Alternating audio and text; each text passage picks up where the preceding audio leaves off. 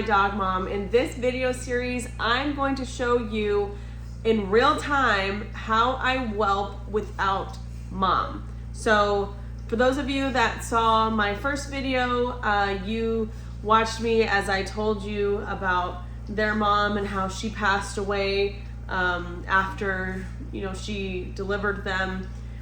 Very tragic story. These puppies actually were with another whelper, and then that whelper ended up not working out.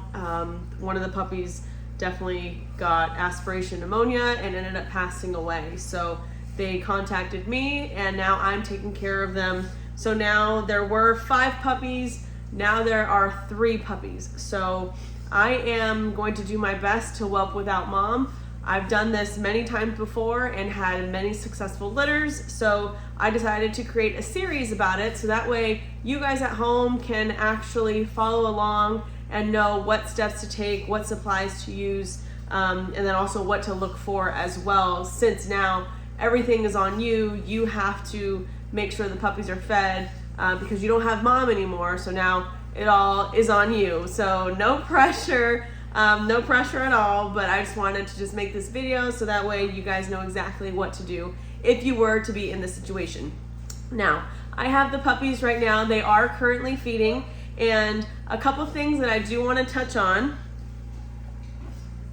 is when you are feeding the puppies, you can feed them bottle feeding, tube feeding, whatever it may be. I'm using a little feeder station as well.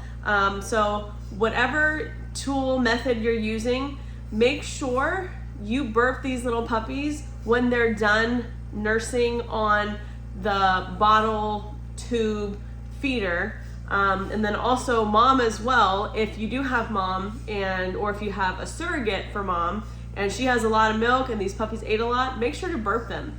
A lot of people don't know that they have to burp puppies just because these puppies, when they do nurse, sometimes they can ingest air. And when they are ingesting air, say mom gets up, they can ingest the air. It can cause a little upset stomach and some gas. So I always like to make sure I burp these little puppies right after they're done nursing. So thankfully with this feeder, I can obviously watch them to make sure that that they're obviously nursing without any issues, without aspirating. And now I'm going to burp them. So as you can see, her little tummy is super full. So she just finished her feeding, and I'm going to burp her. So to burp her, I'm going to actually hold her in an upright position, and then I'm going to tap with either my index finger or both my index and middle finger and just tap away. And we're gonna do this till I can feel her burp or hear it.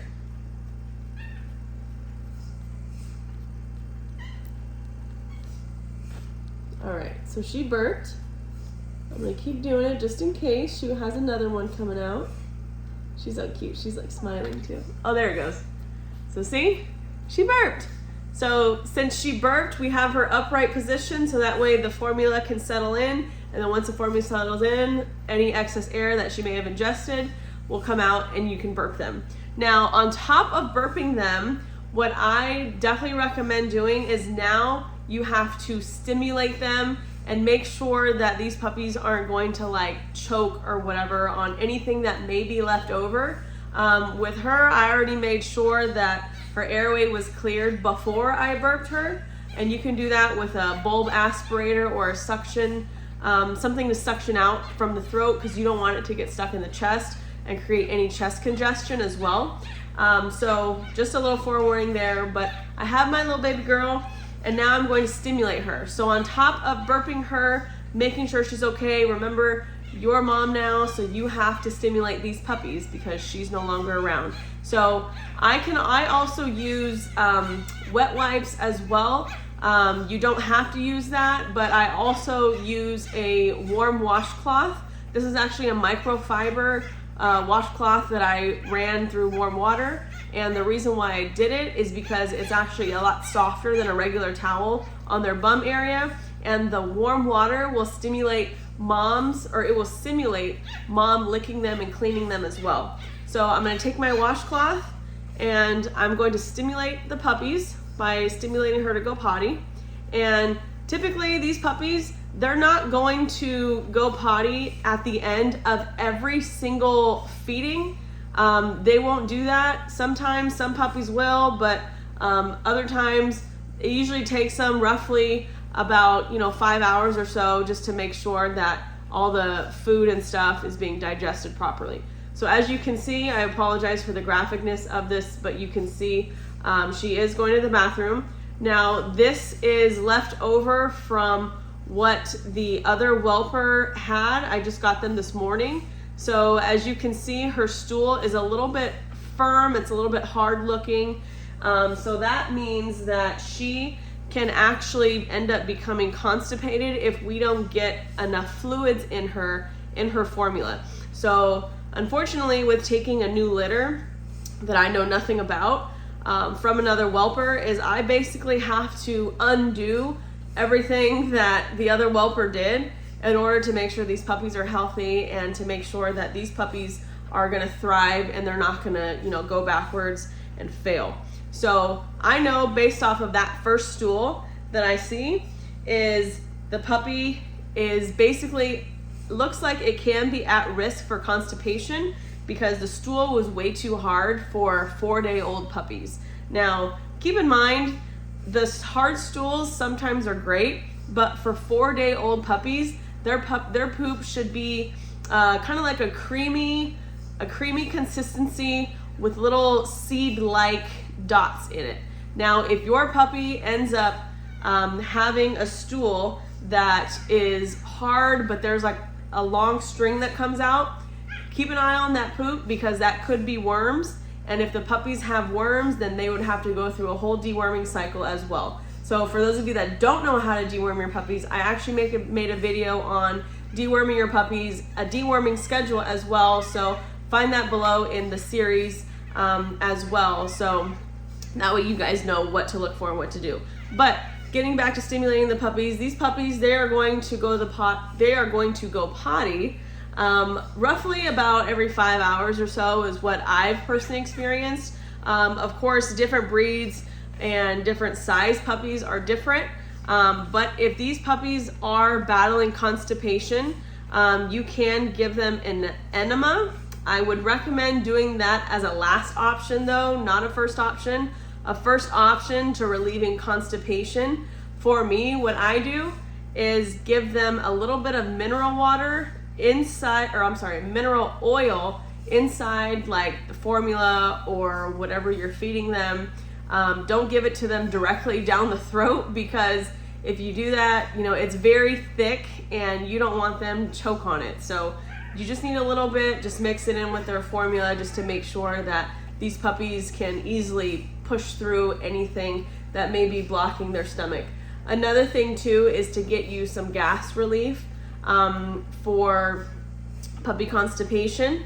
And then if you want to relieve constipation at home, I made another video as well on step-by-step how to do it and how to assess it. But ultimately, baby gas drops, they'll work great too. Just keep an eye on your puppy, know what to look for if they are constipated. So of course they'll have the big bloated belly. It won't look like this, it'll be much more bigger and like rounder over here. So if you think your puppies are constipated, definitely try those two options first because it could be gas or it could be something very easy. And then if that doesn't work, then you can start with an enema, but I would save that for last just in case because that is more, what's the word I'm looking for? It's more like intuitive, you know what I mean? Like you have to really know what you're doing so that way you don't hurt the puppy at all. So you're in charge of feeding the puppies, stimulating the puppies, and making sure the puppies are warm after every feeding. So I have an incubator that I'm about to place them in, but I wanted to make this video to show you guys exactly what I do when mom is not around. You have to make sure these puppies are fed every 2 to 3 hours, depending on your breed of puppy and your size. These puppies right here, I'm feeding them every 3 hours because I don't want them to, one, get constipated because again, I don't know what the other whelper did. I don't want them to get constipated. So I want them to, you know, be able to time their bowels properly and get them on a regular schedule. And then for 2, I want to make sure that I keep their blood sugar levels up so that way they don't end up going hypoglycemic and getting low blood sugar. Now, for those of you that don't know, these puppies, they are 80% water, so they are very prone to getting dehydrated. So you want to make sure you stay on top of that feeding schedule all day, around the clock, all night, so that way these puppies will not go hypoglycemic and they won't you know, start to fade away on you. Because if you are dealing with a fading puppy, that is a whole nother you know, experience, and I wouldn't recommend that for anybody. But just a little quick tip: make sure they're on a good feeding cycle, a good feeding schedule. Stimulate them with warm washcloth and examine their poops and keep them warm, fed, and happy. So I'll see you on the next video in this video series. Take care of your puppies.